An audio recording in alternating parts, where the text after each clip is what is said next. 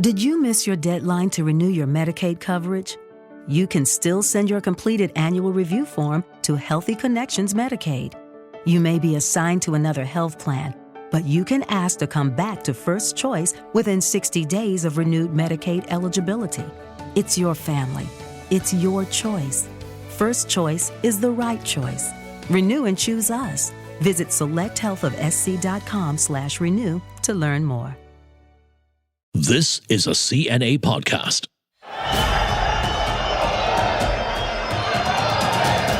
A Muay Thai match is nothing short of an assault on the senses. The lights are bright, the crowds are loud, the movements are swift, and glory is the goal. Muay Thai, literally translated as Thai boxing, dates back to the 13th century and has been called the art of 8 limbs. A symbol of Thai national pride, it has come to embody the country's culture and history. But what happens when the rest of the world begins to claim it as theirs? Hello and welcome to CNA Correspondent. I'm your host, Teresa Tang. On today's edition, we speak to Saksith Saiyasombut about the past, present, and future of the fight and why some are worried about its potential Olympic debut.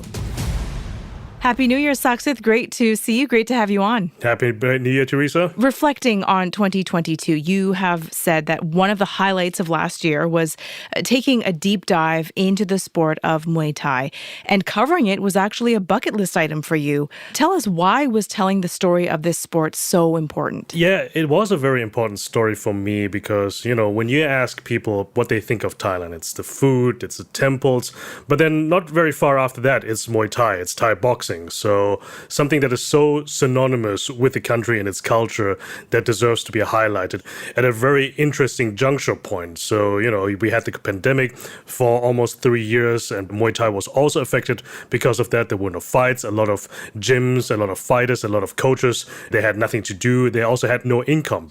When the lockdowns were lifted, it was interesting to see how everybody is trying to reset themselves. Everybody is trying to prepare themselves for a new future. And, we have highlighted some new players coming in with fresh new ideas, how to find new audiences for the sport. That's one of the aspects that we highlight in this story. But we also look at the future, how else it could look like. It's clear passion for the sport has grown far beyond Thailand's borders. There are entire stadiums, right, dedicated to hosting major sparring events. Foreigners, they've been picking up their gloves in droves. And of course, it's become a very lucrative business. Saksith, what has been driving this popularity? We have seen new money coming in and new investors in the big Bangkok Muay Thai stadiums, Ratchadamnern and Lumpini. Those are the biggest and most prestigious venues for Muay Thai. And they come in with new ideas. They all think they can revolutionize the sport, get new audiences, prepared for a new social media savvy. Overall speaking, it is a unique sport because unlike kickboxing, for example, you said to yourself, it is the art of the 8 limbs. You are allowed to use your elbows, your knees. You can throw your opponent, which is not very common in other combat sports. And for foreigners, why are they drawn to that? Of course, they saw the sports themselves even more nowadays on social media, but also there were movies based on Muay Thai. A bad example was all the Jean-Claude Van Damme movies in the 80s, but the modern, more representative movies was Ong Bak, for example, in the 2000s with Tony Jaa. For many foreigners that I spoke to, that was actually the inspiration to take up the sport. Yeah, it's definitely become pretty mainstream. And you mentioned the world stage. The sport, it's included in various multi-sport events, such as the World Games, for instance. But let's talk about the Olympics. This combat sport secured Olympic recognition in 2021, and it's actually eligible to be included in the Summer Games. But here comes the controversy, right? Tell us about that. Yeah, there's always light and shadow about these things, right? First of all, the fact that it had gained recognition by the International Olympic Committee or the IOC in 2021 made it actually eligible to be taken up in all these multi-sport events like the World Games, which is basically the Summer Games for all non-Olympic sports. It took place last year in Alabama in the United States. But international Muay Thai and Thai Muay Thai are very similar, but they have some slightly different rule sets. fights. For a very simple example, in traditional Muay Thai, you fight 5 rounds. In international Muay Thai, you fight only 3 rounds. And there are also other stipulations. For example, in some cases, in some weight class, you have to wear headgear. So this is something that irks traditionalists. They say it's diluting the sport. This has nothing to do with it.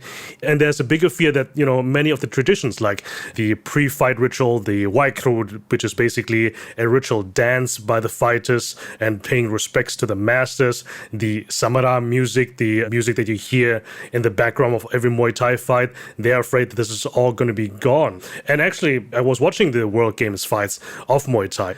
To an untrained eye like me, it doesn't look much different, but I was watching the Thai feed, and the Thai commentators were just grumbling the whole time, saying what is this? This is not Muay Thai. I'm not sure if this is actually the Muay Thai we want to represent to the whole world. But the thing is that there is an effort to take it internationally and also to standardize it. And we're going to hear from Stephen Fox. He's the Secretary General of the International Muay Thai Associations, which is the only Muay Thai organization that is recognized by the IOC. He is a former Muay Thai fighter himself. He was also a host of a Muay Thai-based reality show, and he tackles the criticism, but he actually says what is the main motivations of his organization. I think that we are controlling them and that we are trying to put the sport under one umbrella and regulate it. No. Our aim is to protect the most important athletes any society has, any sport has. We try to protect our youth, because if we cannot do this, then we have no future. So Mr. Fox there, he's arguing critics just want to monopolize the sport. But then on the other hand, as you say, purists are really worried that once the world gets its hands on Muay Thai, that the soul of the sport, those rituals and dances are going to be lost.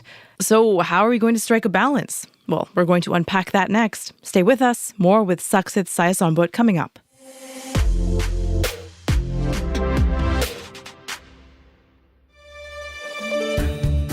Are you looking for ways to make your money work harder for you? Or need tips on saving, investing, and making financial decisions?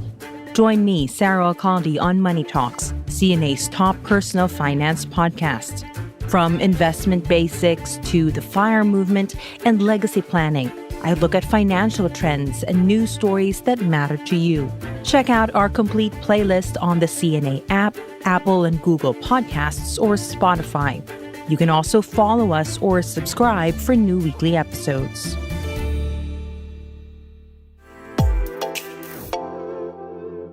Welcome back to CNA Correspondent. Saksith, you also sat down with Sylvie von Douglas-Itu. She's an American. She started her Muay Thai journey some 12 years ago, and she's recorded over 270 fights, which is the most by a foreigner in Thailand, male or female. Let's talk about her, but first up, let's listen to what she told you about why culture is so central to the sport. I think that there's a folly to the people who only want to dip their toe in and then go home and call themselves crew. People who really love Muay Thai, who really get hooked by it and see it for what it is, understand what it is to fall down that rabbit hole and to come here and to feel like you're constantly learning. You are forever the student. Sylvie there, very clear that the heart of Muay Thai is Thai. But Saksith, what needs to be done to ensure that other athletes embrace that perspective too? I think Sylvie, very impressive woman, and she is a very good example of somebody who's not only interested in the sport itself, but also the culture behind it. For example, she maintains an online library of all the old grandmasters and all the old legends. It's interesting because her journey started not in Thailand, it started back home in the United States, and she was training under a Thai master. But it wasn't until she moved to Thailand when she actually got the sport.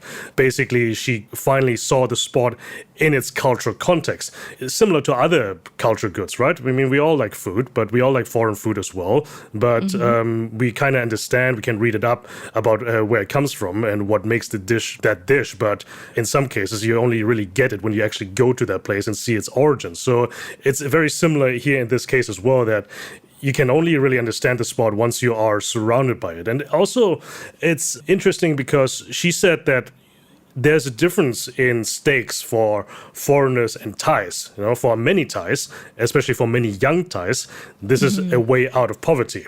And that's why their stakes are much higher. For many foreigners, they can afford to come to Thailand. They can afford to learn it. So that's why they don't have that many stakes. They can come here, learn a little bit, and they can always go home. You can see that there's a little bit of discrepancy of how this thing is going on. The question is, and one of the main questions in my piece was basically, does anybody, any Muay Thai athlete, no matter where they come from, do they have to come to Thailand in order to be successful in the sport? Not to understand the sport, but to successful in the sport. You can, again, put the same argument that in football, yes, it is played everywhere in the world, but you won't make it big until you play in the big European leagues. So in order to get a little bit of a different perspective, I also spoke to Bokao Banchamek. He is considered one of the legends of Muay Thai, one of the first Muay Thai fighters that actually made it big internationally. He's very famous in Japan, for example. And he actually told me why it's important for fighters to actually come to Thailand. No matter where you're from, if it's Thailand or somewhere else, and where you're going to fight, all that knowledge is coming from Muay Thai. If you learn Muay Thai, you will have the techniques you need to compete in similar disciplines and competitions elsewhere. And we know tourism, it's hugely important to Thailand's economy. And some argue that Muay Thai is a massive marketing campaign. The government, let's talk about that. They're stepping up its support of the sport so that it thrives abroad. Do you think any Muay Thai athlete, no matter where they're from, needs to go through Thailand to be successful?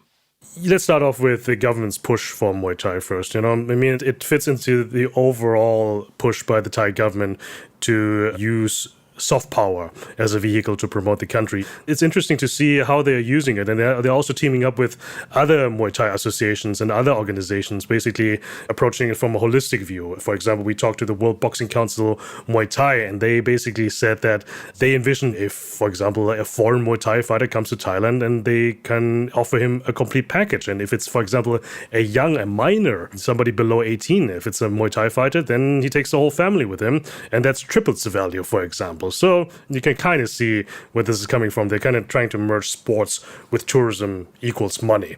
But then further than that, the question about do you have to come to Thailand to be successful? When we look at other sports, judo, for example, it has been an Olympic sport for quite a while. It's a Japanese sport. It's deeply rooted in their culture as well. But the most successful at the last Olympic Games actually were from France, and they were not based in Japan. The flip side of it, for example, also is sumo, a sport, again, a Japanese sport that is very traditional, but the grandmaster is Mongolian, or he was born and raised in Mongolian. The difference you can see here between judo and sumo, for example, sumo is a sport like Muay Thai that is very big in its own country of origin, but not further than that. But then Muay Thai is a sport that can also be applied to other disciplines, for example, mixed martial arts. But the danger that I saw during the research of this story is that the sport could be splitting up into many different directions. I already talked about that. Traditional Muay Thai here is fought in 5 rounds. Internationally, it's in 3 rounds. These new promotions that I talked about early here in Bangkok, they also favor 3 rounds as well because it's much faster and they have to attack right from the get-go. So the danger here is that it is splitting up in very different directions, that we're not talking about only one Muay Thai anymore, but many different iterations of Muay Thai. And it can maybe take the same shape as Western boxing, where you have different federations and different boxings and you don't really know which one is actually the main one, and it could hurt the sport in the long run. So where do you see this sport being? Do you expect it to make its Olympic debut? And as a fan, how do you feel about, like you said, these possible many iterations of this sport? It's difficult to say. It definitely won't make it to the next Olympic Games in Paris. That's already we know. The next chance would be in Los Angeles in 2028, and it's very unlikely that the American committee are going to implement Muay Thai. So the pie in the sky thinking of many people that I talk to is that whenever a Olympic Games is being awarded to an Asian country, that it might be implemented there. So that's probably still a long way to go. The possibility is there, but the opportunity doesn't have a timetable. Before we wrap this up, I have to ask you, I've been wondering, we talked about, how important this is for Thais because the sport can be seen as a vehicle to a brighter future, fame, all that kind of stuff. stuff. Did you ever consider taking up the sport yourself? Before I answer the personal question, yes, I want to highlight that in the piece that we did, we also highlighted the angle of children Muay Thai fighters or kid Muay Thai fighters. And because, as you said, it is a vehicle for many to get out of poverty, and many have come out of poverty. For example, Bo Kao, he's one of them, coming from very humble backgrounds. And we accompanied a gym in Chiang Mai to their fights, kids that were still in their teenagers, but they were still, going at it, full guns blazing. And of course, it is not without criticism.